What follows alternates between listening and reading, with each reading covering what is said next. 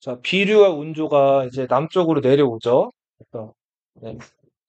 온조는 위례성, 그리고 비류는 미추홀에 정착을 했는데 비류는 실패했고 온조가 이제 위례성에서 백제를 시작을 하죠. 이후에 백제도 초기에 좀 어려움을 겪죠. 우여곡절을 겪으면서 또 자료가 많이 남아있지 않기 때문에 명확하진 않지만 아무튼 왕위 교체가 좀 있었던 것 같고 자, 어느 정도 백제가 이제 좀 윤곽을 드러내고 자리를 잡기 시작한 게 고이왕 때죠. 고이왕 때 이야기는 시험에 다 나온다 그랬죠. 이거 알아두세요. 자, 고이왕 때 관리들 등급, 이제 관등을 설치해요. 관리들 등급을 몇 등급으로 나눴죠? 16등급으로 나눴죠. 자, 그 백제에서 제일 높은 관등을 가진 사람들을 뭐라고 불렀어요? 좌평이라고 불렀죠. 좌평이 6좌평이 있었는데 그중에서 제일 높은 좌평을 뭐라고 불렀어요? 상좌평이라고 불렀죠. 그리고 관리들의 유니폼을 정하죠. 자, 옷 색깔로 구분을 하잖아요. 제일 높은 사람이 무슨 색깔? 자주색, 그렇죠. 자색이죠. 그 아래가 비색, 그렇죠. 그게 붉은색이라 그랬죠. 그 아래가 네, 맞아요. 청색. 자, 그리고 이제 뇌물 받거나 도둑질한 관리할 때는 몇 배? 3배. 잘 세 배예요, 3배. 고구려 대대로 백제 성자평 신라 상대 등. 뭐 저번 시험에 나온 거니까 이것도 알았어. 발해는 대내상이라 그랬죠. 고려는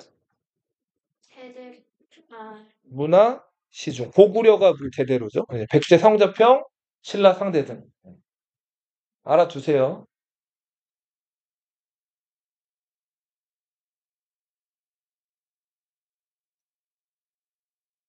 자, 그리고 근초고왕 때 백제는 전성기를 맞이해요. 네, 고구려 공격해서 고국 원왕을 죽였죠. 황양에서 이제 고국 원왕을 죽이게 되고 백제는 원래 마한의 작은 소국에서 시작을 했는데 마한의 나머지 소국들을 거의 다 정복을 해요. 근초고왕 때. 마한 정복.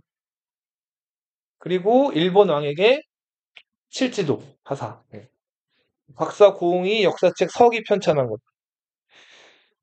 자, 그리고 백제는 침략 때 돼서 중국으로부터 불교를 받아들이죠. 네. 요 불교 기사도 알아두시고요. 자, 5세기 때 백제는 위기를 겪어요. 고구려가 남쪽으로 내려오잖아요. 자, 이때 한때는 사이가 안 좋았던 신라와 손을 잡죠. 신라와 백제의 동맹, 무슨 동맹? 네, 나제 동맹이 체결돼요. 자, 그렇지만 장수왕이 계속 내려오는 거를 막지를 못하고 결국 계로왕이 목숨을 잃죠. 재증걸루, 고이만년, 자기 옛 부하들한테 굴욕을 당한 다음에 목숨을 잃는단 말이에요. 계로왕. 자, 그 다음에 수도를 어쩔 수 없이 어디로 옮겨가요? 웅진으로 옮겨가요. 자, 그 이후에 백제는 진짜 아픈 역사였죠. 계속 왕들이 어떻게 돼요? 예, 암살을 당하죠. 자, 뭐 문주왕, 삼근왕, 동성왕 다 끝이 좋지가 않았어요. 그러다가 섬에서 태어난 부여사마 누구죠? 무령왕이 즉위하죠. 자, 무령왕은 요거 알아두세요. 자, 너희 사람 태어나면 다 죽죠. 잘생긴 사람, 돈 많은 사람, 못생긴 사람, 돈 없는 사람, 자, 여러 사람들이 있는데 누구든 처음 태어나면은 다 갓난아기고 힘도 없고 약하죠. 그러다가 먹고 싸고 자고 반복하다 보면 점점 커지면서 건강해지죠. 예, 그러다가 사람마다 좀 다르긴 하지만은 어느 순간에 이제 잘 나가는 인생의 전성기를 맞이할 거 아니에요. 그죠? 그러다가 예외 없이 나이가 들고 늙으면서 점점 어떻게 돼요, 전성기가? 수그러들고 꺾이죠. 예. 자, 이게 뭐 파워, 이게 타임이라고 치면 사람 대체로 사람 인생의 그래프를 좀 그려보면 대체로 처음에 굉장히 미약하다가 청소년기 지나서 어느 시점에 빵 떴다가 나이 들면서 어떻게 돼요? 서서히 내려가고 누구나 예외 없이 다 어떻게 되죠? 다 죽죠. 그죠? 자, 그런데 역사에서는 역사에서 여러 나라들이 등장하잖아요. 고구려, 백제, 신라, 고조선 여러 나라를 다 등장하죠. 그 나라도 사람 인생처럼 이렇게 그래프로 표현할 수가 있어요, 보통은. 근데 역사에서는 예외적으로 이런 구간들이 좀 존재해요. 전성기를 지나가지고 나라가 이제 쇠퇴기, 나라가 저물어가는 시점에 그 무너져가는 나라를 어떻게든 다시 일으켜 보려고 자, 노력하는 군주들이나 뭐 신하들이 등장을 하죠. 그래서 그 나라를 잠시나마 옛 전성기처럼 국력을 회복하고 다시 이제 키우는 사람들이 존재한단 말이에요. 자, 요렇게 자, 기울어가는 그래프를 다시 잠시 끌어올렸다가 자, 예외 없이 역시 다시 이제 몰락의 길로 접어든 요런 시기가 있는데 요런 시기를 역사에서 뭐라고 하냐면 중흥이라고 불러요. 자, 뭐라고 부른다? 중흥. 이 중흥이라는 말을 최근에 방송이나 뉴스나 여기저기서 좀 쉽게 쓰는 경향이 있거든요. 예전에 1960년대 70년대 박정희 대통령 들어봤죠? 그때는 국민교육헌장이라 그래가지고 그 학생들이 다 의무적으로 외워야 되는 것들이 있었어요. 자, 근데 그 국민교육헌장 제일 앞에 첫 문장을 보면은 우리는 민족 중흥의 역사적 사명을 띠고 태어났다. 뭐 이렇게 나오거든요. 자, 이런 긴 것들을 다 외워야 되는데 이 표현은 결과적으로 봤을 때 올바른 표현, 올바르지 못한 표현?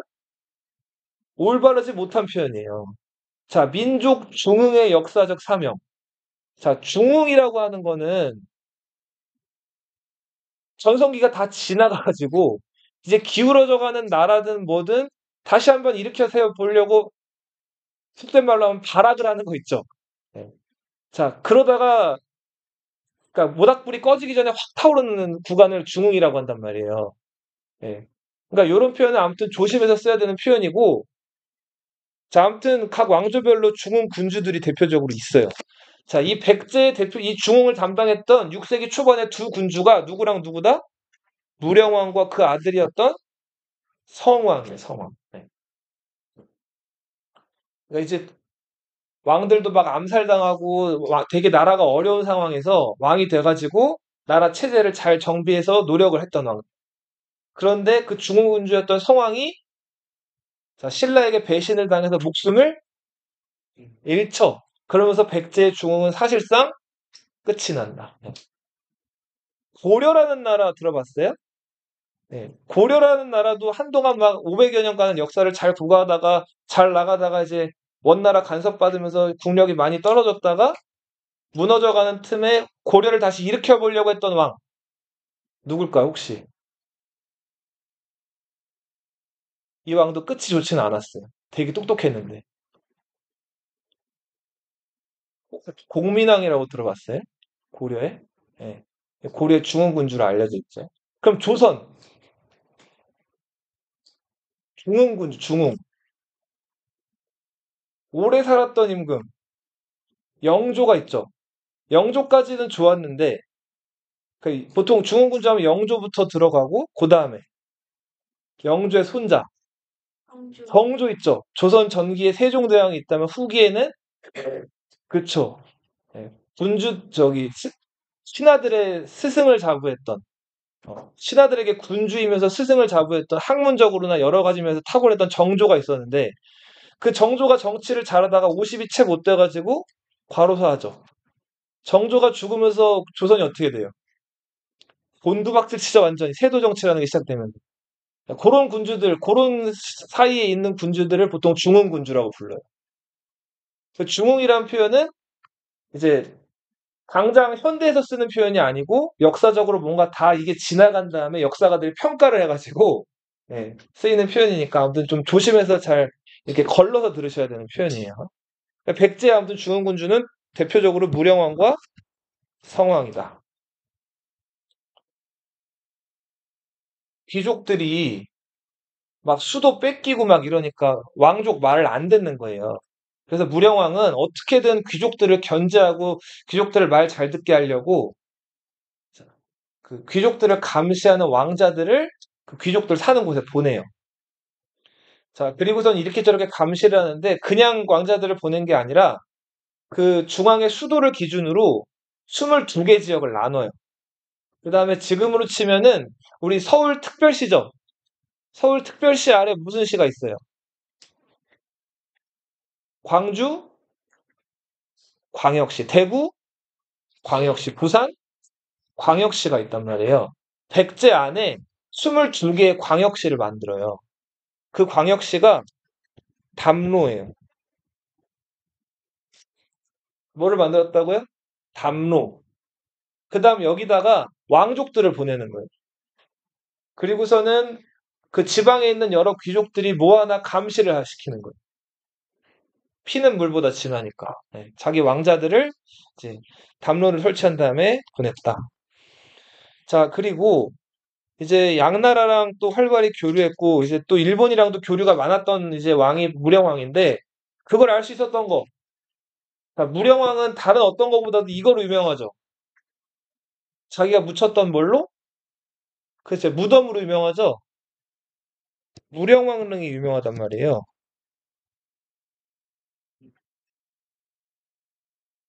국정희 정부 때 1960년대 후반에 그 공주 지역에 비가 엄청 많이 왔어요. 자, 그래서 그 지역에서 이제 비가 오니까 배수로를 뚫으려고 배수로 공사를 하던 도중에 삽질을 하다가 깡 소리가 난 거예요. 흙인 줄 알았는데. 자, 그래서 여기를 다 드러내 봤더니 아니나 다를까?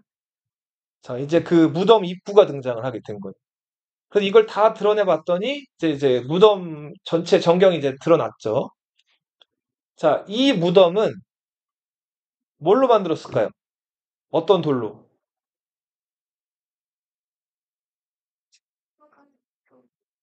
벽돌로 만든 무덤이에요. 자, 벽돌은 자연에서 찾아보면 찾아볼 수 있는 돌인가? 아니죠. 벽돌은 어떻게 만들죠? 그죠. 흙을 부어가지고 만든 돌이 벽돌이에요. 인위적으로 만든 돌이란 말이에요. 자, 한국에서는 이 당시에 벽돌을 잘 썼다 쓰지 않았다? 쓰지 않아요. 한국은 단단한 화강암이 많아요. 그래서 석수들이 정이라는 걸로 그 돌을 깎아가지고 그 화강암을 올려가지고 돌로 건축을 했단 말이에요. 그런데 이 벽돌이 발견됐어요. 벽돌로 만든 부담. 벽돌은 주로 그 황하라는 중국 강 주변에 널려 있는 진흙으로 만든 그 건축 자재란 말이에요. 자, 그래서 이 벽돌로 무덤을 만들었다는 거는 중국과 뭐가 있었다는 거? 교류가 있었다는 거. 당시에 중국에 양나라라는 나라가 있었는데 양나라와 교류가 있었다는 것을 알려주는 무덤이다. 그리고 무령왕릉 안을 이제 입구를 열어서 들어가 봤더니 그 무령왕릉 문을 열자마자 그 고고학자들 얘기가 그 1000년 이상, 한 1500년 가까이 그 닫혀 있었던 거잖아요. 그 닫혀 있었던 공간이 열리면서 그 안에 그 썩은 내가 팍 나오더래요. 그 공기가 전혀 안 돼 있다가 갑자기 열리니까. 자, 그러면서 그 진짜 그 고대 옛적의 그 숨결이 아무튼 잘 고스란히 잠들어 있었던 건데, 자, 어, 뭐 결론적으로 말씀드리면 무령왕과 왕비가 담겨 있던 이제 또 관이 있었는데 그 관을 자, 그 관은 어떤 나무로 만들었냐면은 자, 소나무로 만들었어요. 근데 소나무는 소나무인데 어느 나라 소나무? 예, 일본 소나무, 일본의 노송이라는 소나무로 만들어진 거. 여기서 알 수 있는 거. 백제는 이 당시에 일본, 중국과 교류했다. 예. 일본을 왜라고도 했으니까 왜와 교류했다. 나올 거예요. 알아두세요. 자, 무려 1500년 동안이나 묻혀있던 왕릉이 세상의 모습을 드러낸 거예요. 자, 이렇게 역사적으로 묻혀있던 거 발견하는 걸 발굴이라고 하죠. 자, 이런 발굴은 어, 빠르게, 신속하게 일단 해야 될까요? 아니면은 천천히 조심히 해야 될까요?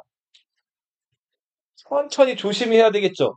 그 안에 있는 물건들이 1500년이 지났기 때문에 잘못 건드리면 어떻게 돼요? 예, 부서지거나 망가지겠죠. 그래서 보통 서양에서 유럽이나 이렇게 발굴 그 뭐랄까 발굴 실력이나 이런 것들이 뛰어나고 발굴 역사가 오래된 서양 팀들은 뭐 오랜 유적지 하나 발굴하면은 그 발굴을 30년, 40년씩을 해요. 여러 오랜 시간이 지나면서 여러 흙으로 이게 덮여 있기 때문에 그런 걸 훼손을 안 하려고 굉장히 천천히 꼼꼼히 그 나라가 세금을 투입해가지고 한단 말이에요. 자, 근데 이 당시 자, 대통령이 누구였죠? 네, 박정희 대통령 했죠. 박정희 대통령 원래 대통령 하기 전에 뭐였던 사람이에요? 박정희 대통령. 군인 출신이죠. 군인 출신이었다가 탱크랑 총으로 위협해가지고 이제 쿠데타를 일으킨 사람 아니에요. 그렇게 해서 불법적인 방법으로 대통령이 된 사람이죠. 그죠? 군인들이 일할 때 어떻게 일하죠? 천천히 해요? 빨리빨리 하죠? 천천히 느긋하게 하면은 군대 가면 어떻게 될까요? 많이 혼나요, 많이. 예. 일단은 빨리빨리. 자, 그리고 만약에 막 삽질을 하다가 돌이나 뭐 이렇게 장벽이 나타났어요. 그럼 어떻게 할까요? 보통 사람들은 포기하고 돌아가겠죠. 근데 군인들은 어떻게 해요? 예, 될 때까지 하는 거예요. 안 되면 되게 하는 게 군인이란 말이에요. 자, 그래서 이 무령왕릉 발굴을 그 군사 정권 시절 그 군사적인 방법으로 했어요. 자, 아까도 얘기했듯이 서양에서는 수십 년 걸려서 할 발굴을 얼마 만에 끝냈을까요? 하루 걸렸어요, 하루. 이때 비 많이 왔다 그랬죠. 비 많이 오면은 그 왜 레인부츠 같은 거 신잖아요. 말이려서 레인부츠지 왜 이렇게 어시장 가면 신는 이런 장화 있죠. 고무장화 같은 거. 그런 거 신고 그 군인들이나 거기 일하시는 인부들이나 이런 사람들이 왜 너희 그 노란색으로 된 쌀 푸대자루 같은 거 알아요? 예. 그 푸대자루 같은 거 들고 와가지고 그냥 문 열리자마자 우르르 뛰어 들어가가지고 거기 있는 거 다 이렇게 쓸어 담았어요, 이렇게. 자, 그렇게 해서 그 안에 있는 뭐 도자기, 백제, 여기 그 왕들 머리에 꽂는 장식 이런 거 다 헝클어지고 무너졌단 말이에요. 그래서 그런 거 이제 마치 뭐 크리스마스 트리 올해 쓰던 거 내년에 다시 꺼내 쓰듯이 이렇게 그 박물관 앞에다가 이거 그 푸대자루를 이렇게 해서 다 떨어뜨려 놨다 그래요. 자, 그렇게 해서 엄청난 발굴이기도 하면서 최악의 발굴이었던 게 무령왕릉 발굴이다. 네. 자, 그래서 아무튼 이 무령왕릉 안에 있었던 여러 그 부장품이나 그런 것들로 봤을 때 일본 그리고 중국과 백제는 교류했다. 근데 여기서 수많은 고고학자들이나 역사학자들이 끌탕을 했어요. 어떻게 저렇게 엉망으로 발굴을 할 수 있는가? 자, 그래서 요거보다 몇 년 후에 경주 황남대총, 경주에도 막 여러 큰 무덤들 많잖아요. 그 무덤들 발굴할 때는 앞에 무령왕릉 발굴해서 그 최악의 발굴해서 이제 반성을 삼아가지고 굉장히 또 오래 시간 들여가지고 공을 들여서 잘 발굴을 했어요.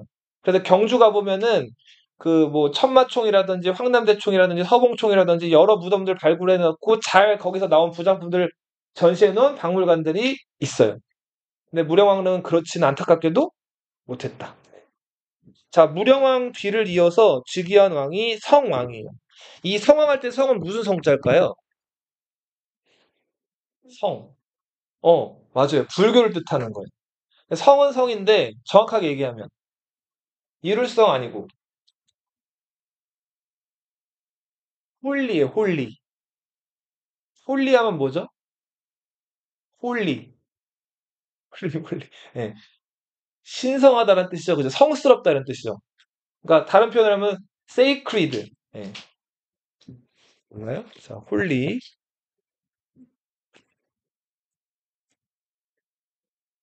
예. 이게 성스럽다는 거, 종교적이라는 뜻이에요. 어떤 종교? 지금 주희가 얘기한 거? 불교의 성왕이라는 뜻이. 그러면 성스럽다의 그냥 이거는 나중에 서양사에 나오는 건데 성스럽다의 반대는 뭘까요? 종교적이지 않은 것. 이런 거를 우리말하면 이제 세속적이다 이렇게 표현하죠.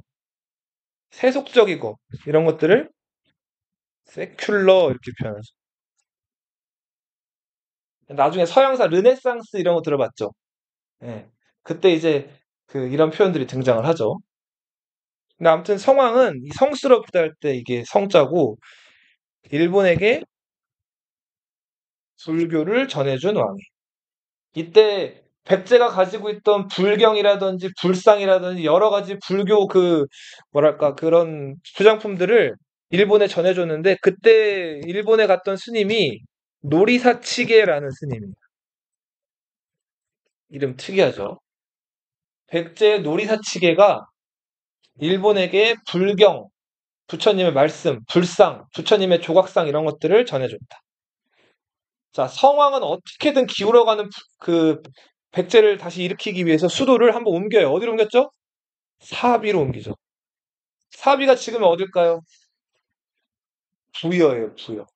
우리는 부여의 후예다. 부여를 이었다. 그래서 백제 왕성이 부여씨였잖아요. 그래서 국호도 잠깐이나마 뭐라고 불렀다?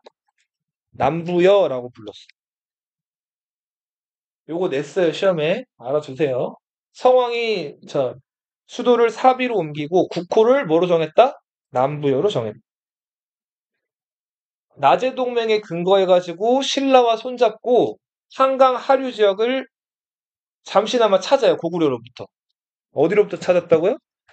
고구려로부터 빼앗은 거죠. 자, 그런데 진흥왕이 뒤통수를 때렸죠.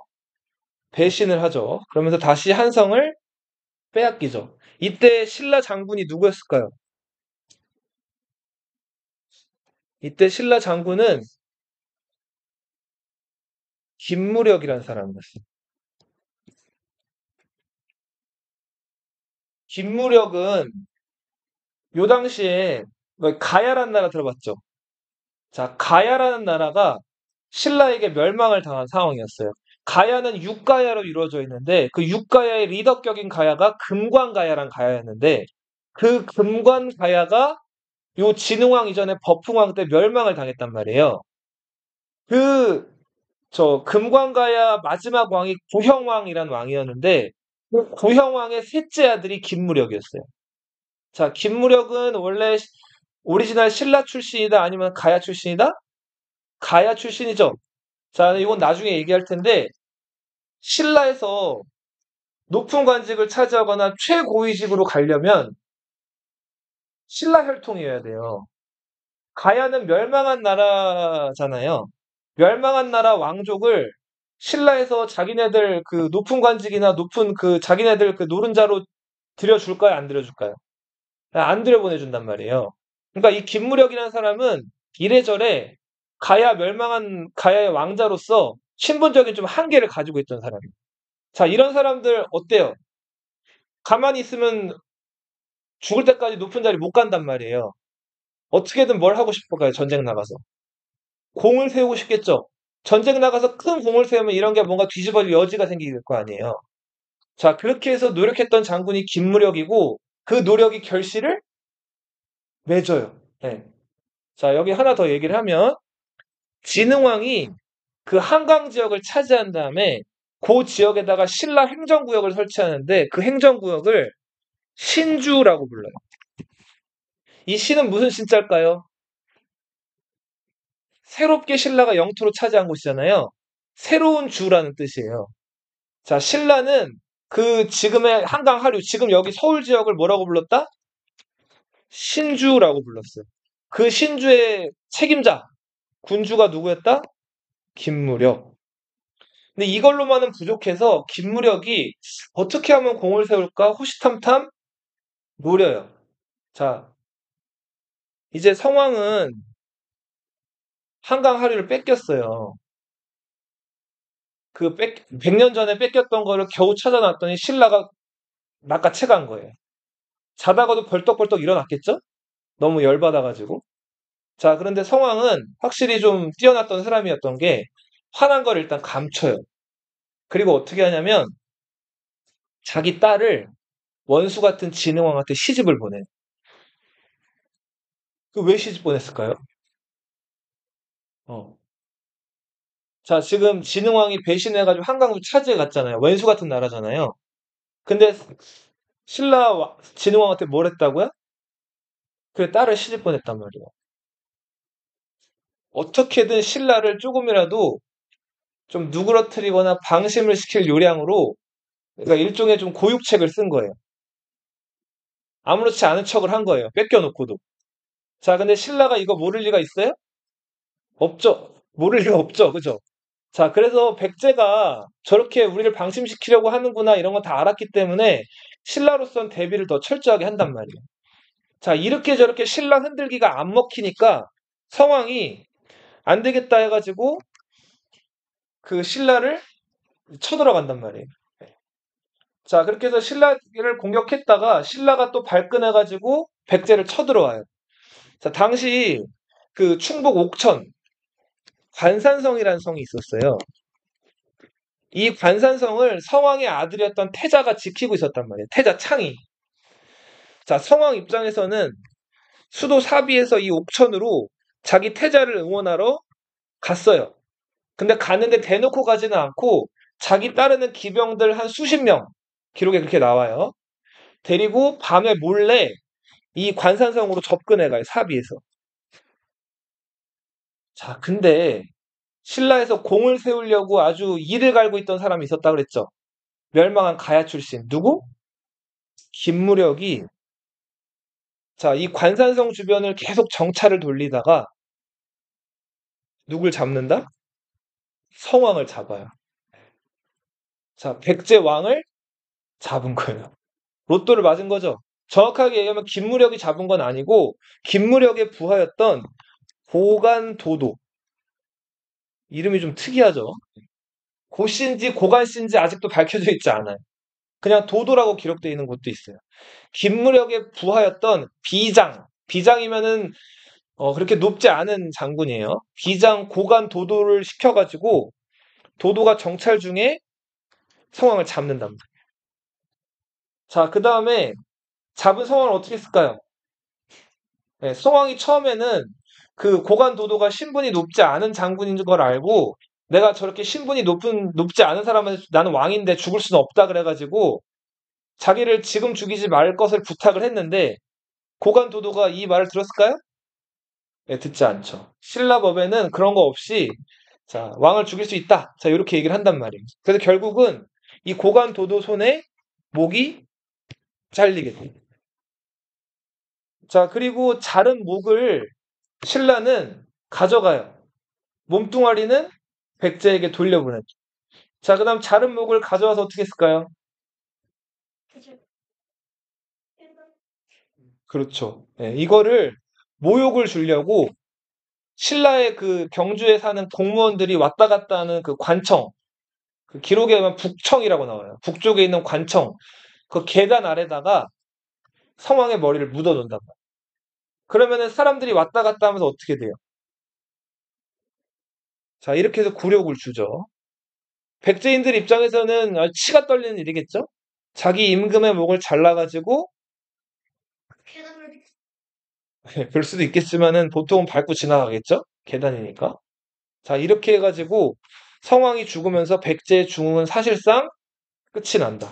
이후로 그 관산성에서 아버지를 기다리던 그 태자 창이 임금이 되는데 이 사람이 위덕왕인데 위덕왕 때는 위덕왕이 재위기간이 40년이 넘어요. 근데 어떻게든 돌아가신 아버지 원수를 갚으려고 노력은 했지만 이미 많이 왕이 죽은 데다가 이때 성왕이 죽으면서 좌평, 성왕을 따르던 좌평 4명이랑 군사 2만 9천 명이 죽었다 그래요. 그럼 어마어마하게 많은 군사들도 죽고 지금 나라에서 제일 높은 사람들 다 죽은 거죠. 자, 이렇게 해서 백제가 거의 멸망 직전까지 갈 정도로 세가 기울어요. 그래서 위덕왕 때는 신라에게 번번이 패배한다. 자, 그리고 해왕, 이어서 법왕, 이런 왕들이 즉위하는데, 자, 이 왕들은 재위기간도 그렇게 길지 않고 그렇게 임팩트 있는 왕들이 아니에요. 자, 그 뒤를 이어가지고 이제 출신을 잘 분명하게 알 수 없는 이 왕이 즉위하는데 이 왕이 백제의 무왕이에요. 네. 7세기 초반에 이 무왕도 중흥군주를 꼽는 사람들이 있어요. 진짜 이제 그 7세기 들어가지고 멸망 직전에 있는 백제를 다시 한번 이렇게 세운 왕이다. 싸울 무자 써서 무왕인데, 자, 이 무왕은 왕이 되기 전에 그 말을 캐던 사람이었어요. 아이였죠. 마 알아요? 마? 네, 이렇게 좀 뭐랄까 그 쳐볼까요? 네, 마.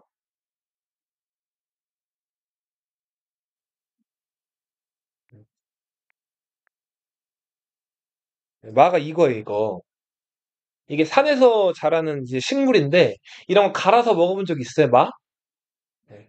이 보양식으로 가끔 이제 우유나 운동선수들 가끔 먹는 우유나 꿀이나 마랑 이런 것들을 섞어가지고 막 갈아요.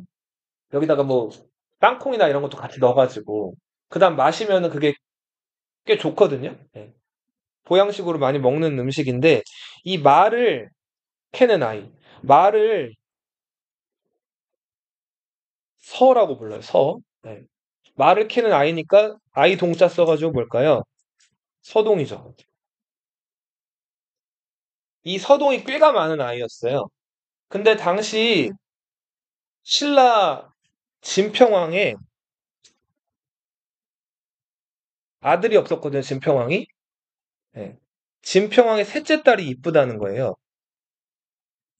자, 그 셋째 딸이 선화래요. 들어봤어요? 네. 선화공주. 그럼 뭐 셋째 딸 얘기 나왔어요. 큰 딸은 누굴까요? 큰 딸은 덕만이라고 불렸어요. 덕만. 네. 진평왕의 큰 딸. 둘째 딸은 천명이라고 불렀죠. 덕만은 나중에 누가 될까요? 선덕여왕이라고 들어봤어요? 네. 천명은 두 번째 부인이라고 그랬죠? 두 번째 딸이라고 그랬죠? 누구랑 결혼할까요?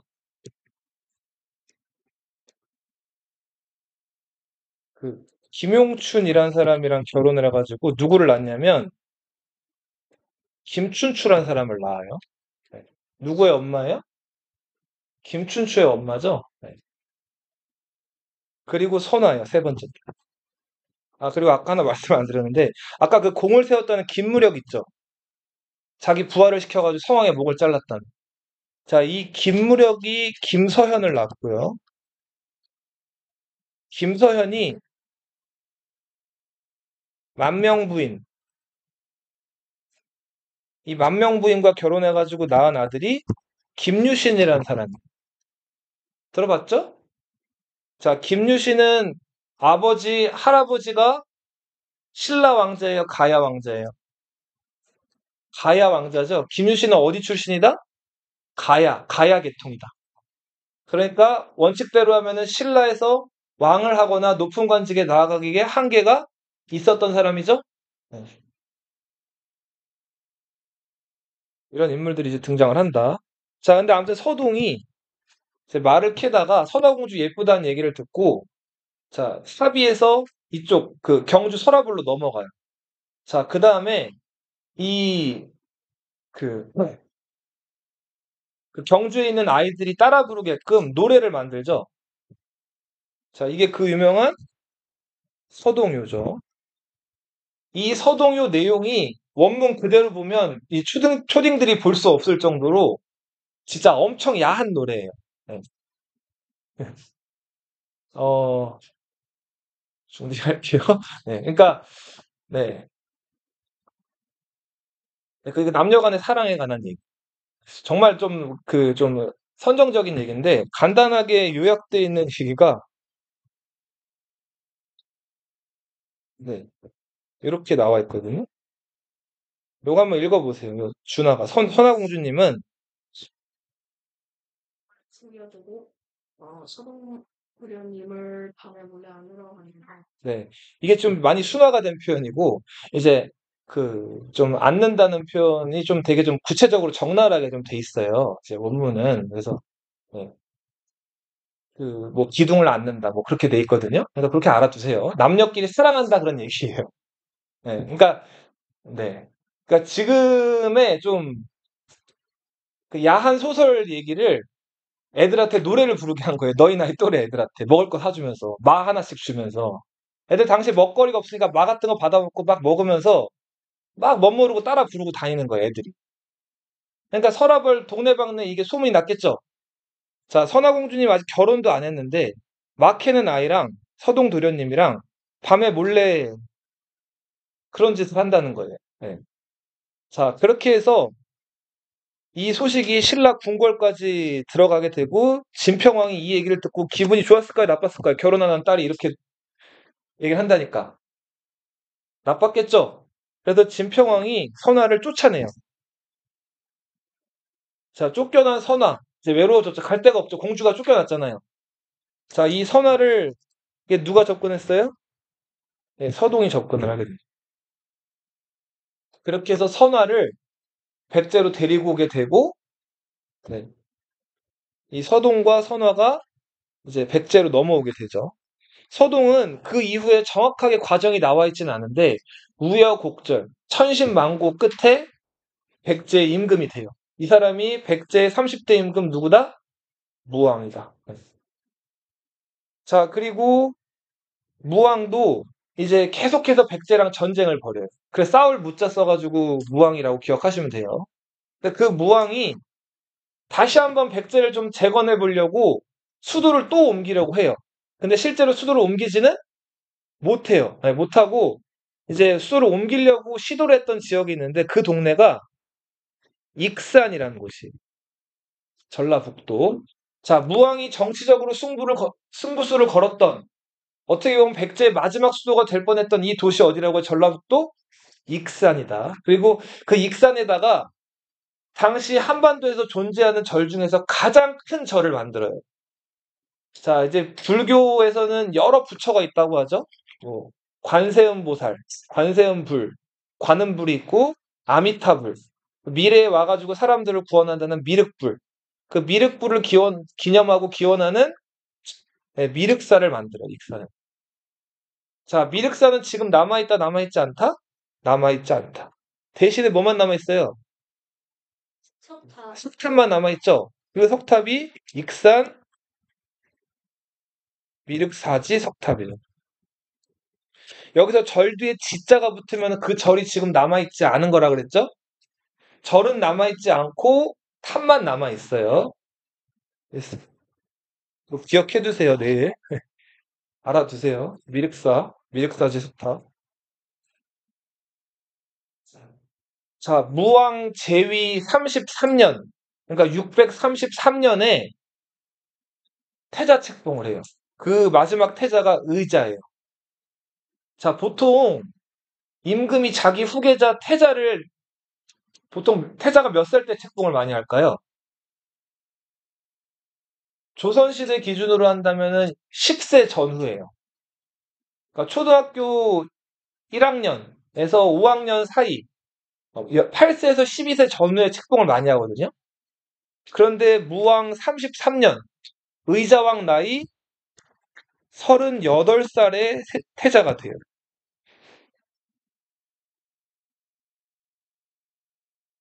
자, 이거 정상적인 상황이에요? 아니죠. 근데 그 이전 기록이 되게 없거든요. 그래서 의자왕이 태자로 임명되기 전까지 어떤 경쟁이라든지 여러 가지 우여곡절이 많았을 것이라고 학자들은 추측을 해요. 그런데 의자왕은 아무튼 태자가 된 다음에 행동이나 처신을 굉장히 잘해요. 그래서 별명이 해동증자였어. 증자는 공자의 제자예요.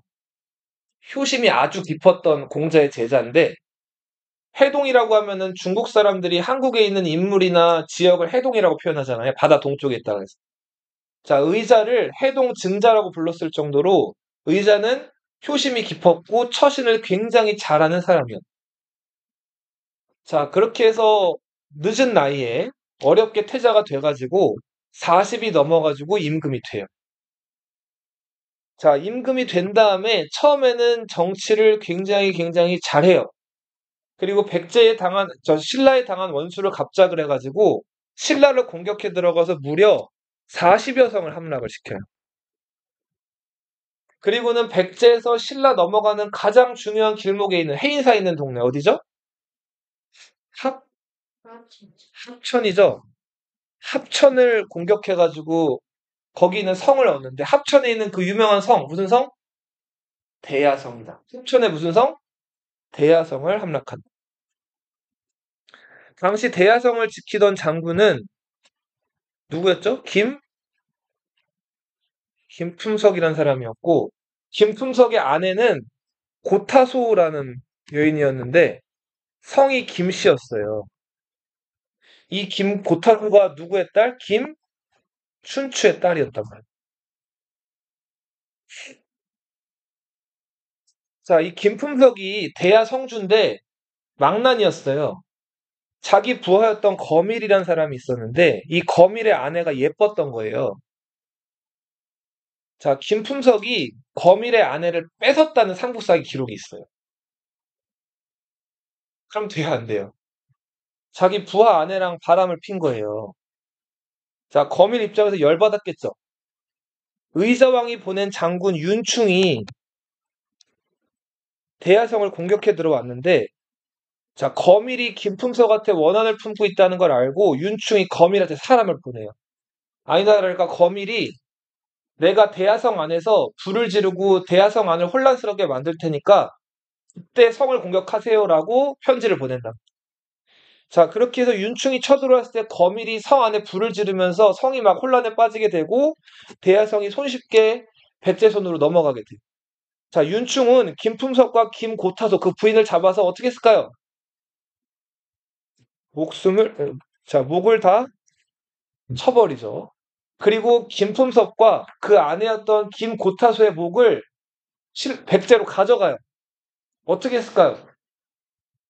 계단 계단보다 더한 곳, 화장실보다 좀 지금 얘기 나왔죠. 어디? 감옥. 네. 감옥 아래 죄수들이 있는 데 있죠. 거기다 묻어요. 그러면 이제 그냥 사람도 아니고 누가 밟게 되는 거예요? 죄수들이 밟게 되는 거죠. 자, 신라가 했던 거를 백제가 더한 방법으로 안갚음을 한 거예요. 물론 왕이랑 그 아래 장군이랑 차이는 있지만 그만큼 백제인들이 그 원한을 잊지를 않고 있었던 거죠. 자, 이렇게 해서 감옥 아래 김품석과 김고타소의 머리가 묻히고 밟히게 됩니다. 이걸 이걸 슬퍼했던 거 그 아버지 고타소의 아버지 누구? 한동안 이제 그 소식을 듣고 기둥에 기대어서 가지고 멍하니 있었다고 하죠. 너무 사람이 슬프면 눈물도 안 나와요. 자, 김춘추가 원수를 갚으려고 백제를 치려고 했는데 신라 국력이 당시에 이거를 지금 만회할 만한 정도가 안 됐단 말이에요. 그래서 김춘추가 자, 외부에게 힘을 빌리려고 처음에 어디로 갔을까요? 고구려를 가죠. 당시에 고구려 집권자가 연개소문이라는 사람이었죠. 자, 연개소문은 신라 너희가 차지한 중령 이북, 그러니까 한강 지역을 돌려달라고 하죠. 자, 김춘추는 돌려줄 수 없다고 얘기를 하고, 자, 그게 안 되니까 연개소문은 김춘추를 가둬버렸죠. 자, 김춘추가 자, 사람을 시켜가지고 고구려의 간신이었던 선도회라는 사람을 매수를 해요. 그 다음 선도회한테 어떻게 하면은 내가 이 옥에서 빠져나가서 신라로 돌아갈 수 있을지를 물어본단 말이에요. 선도회가 이때 무슨 얘기해줬다고 그랬어요?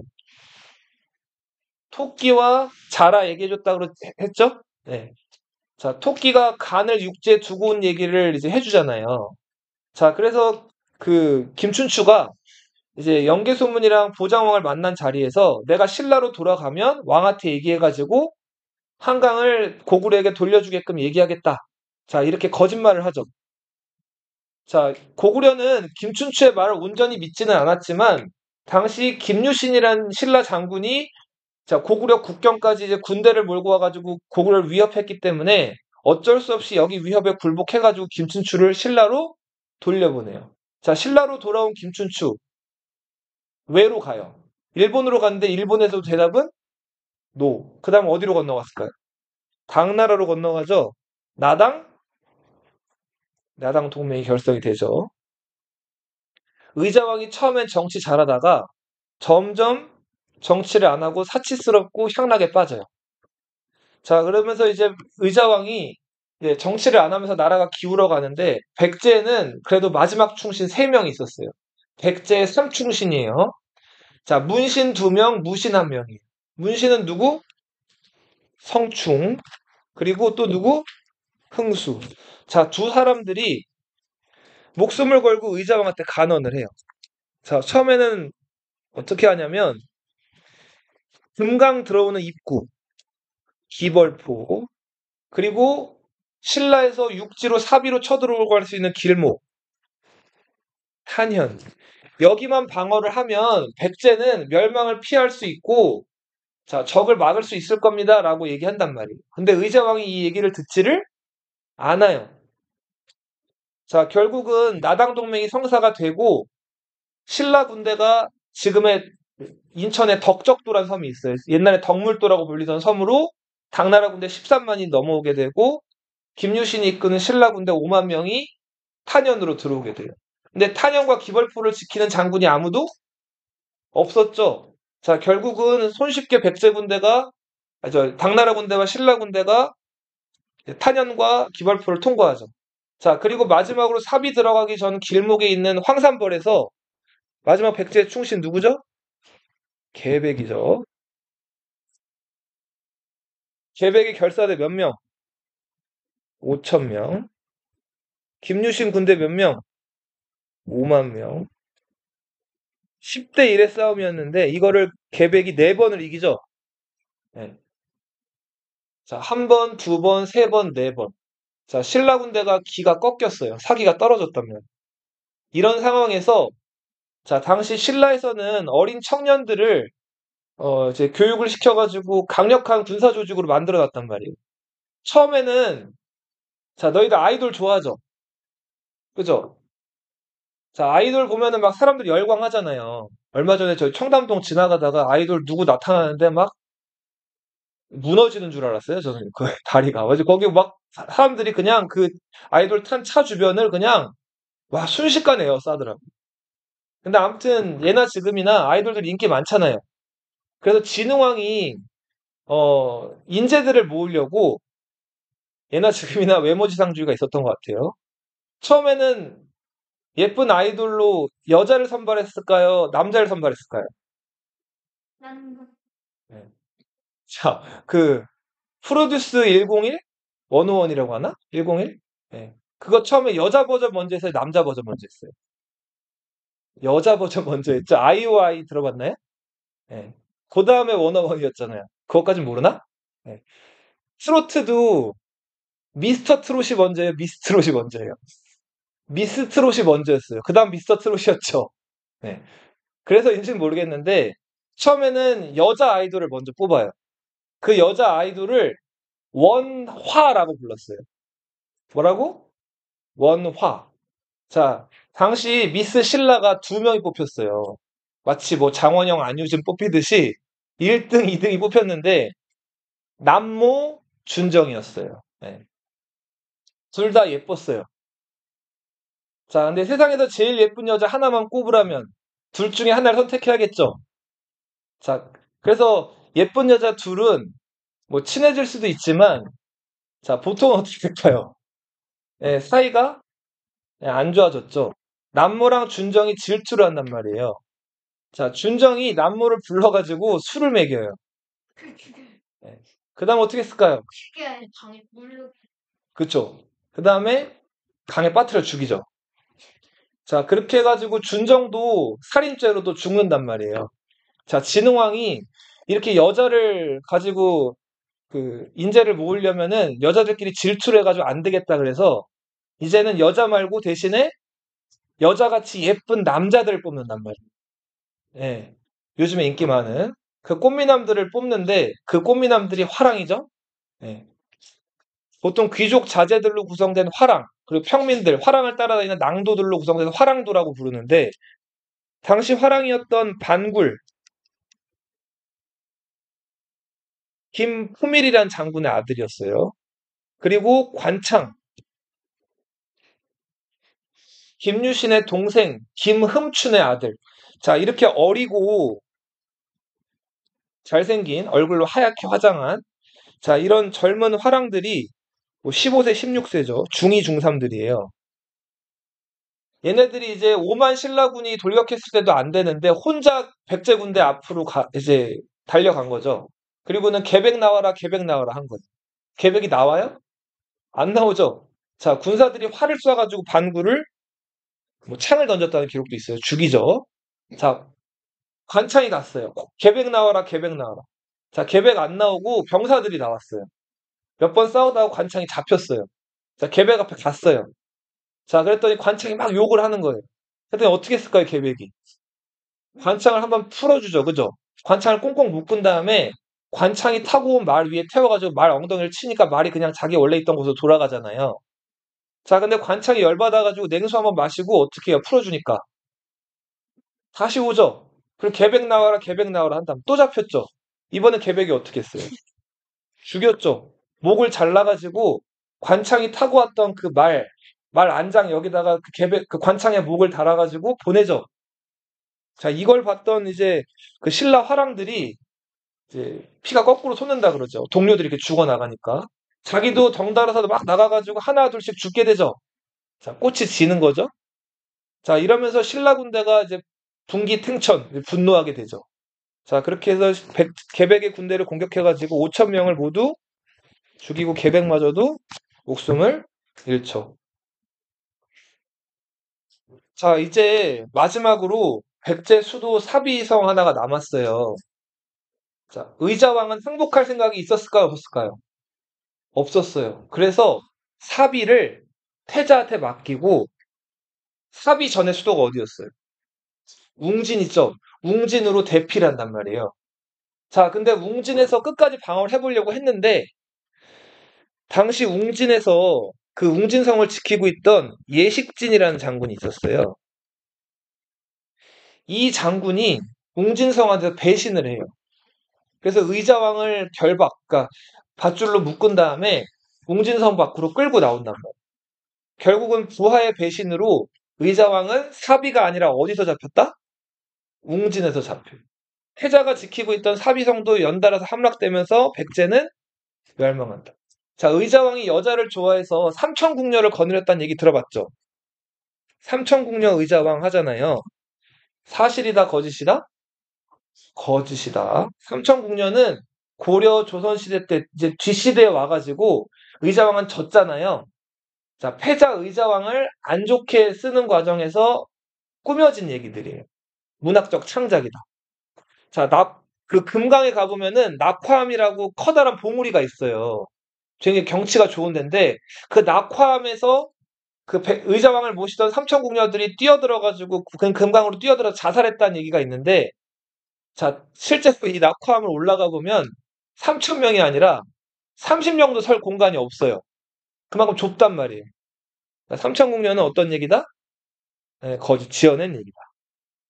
자, 그렇게 해서 아무튼 의자왕은 부하의 배신으로 잡힌 다음에 당나라로 끌려가고 당나라에서 여생을 마친다. 자, 백제가 멸망한 뒤에도 백제를 다시 일으키겠다는 부흥운동이 일어나는데 백제의 달솔 출신이었던 좌평 아래에요.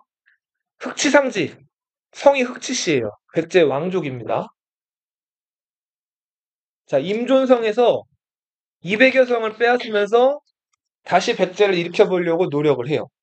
백제 왕자 부여풍, 일본에서 건너오고 역시 왕족이었던 복신, 그리고 역시 왕족이었던 스님, 도침, 이들이 힘을 합쳐가지고 부흥운동을 일으켜요. 주류성이란 곳에서. 자, 근데 내분이 일어나요. 자, 복신이 도침을 죽이고요. 부여풍은 복신을 죽여요. 자, 이렇게 해서 내분이 벌어지면서 자, 이들 이제 그 지원 세력들은 결국은 부흥운동은 실패로 끝이 나고 흑지상지도 당나라에 항복을 해요. 자, 그리고 백제랑 항상 관계가 좋았던 왜가 자, 백제를 지원하러 이렇게 바다 건너가지고 배를 타고 와요. 금강을 백강이라고도 부른단 말이에요. 자, 백강까지 와가지고 나당연합군과 전쟁을 벌이는데 이 전투를 백강 전투라고 불러요. 무슨 전투? 백강 전투. 근데 때마침 바람이 그 일본 배 쪽으로 분 거예요. 나당연합군이 불화살을 쏴가지고 이 백제 외의 배를 다 모두 태워버린단 말이에요. 화공을 써가지고. 자, 이렇게 해서 백제는 기원전 18년에 건국이 돼서 기원 후, 아이고, 기원 후 660년에 멸망이 됩니다. 대략 678년의 역사가 이제 끝이 난다. 자, 여기까지가 백제사 마지막이고요.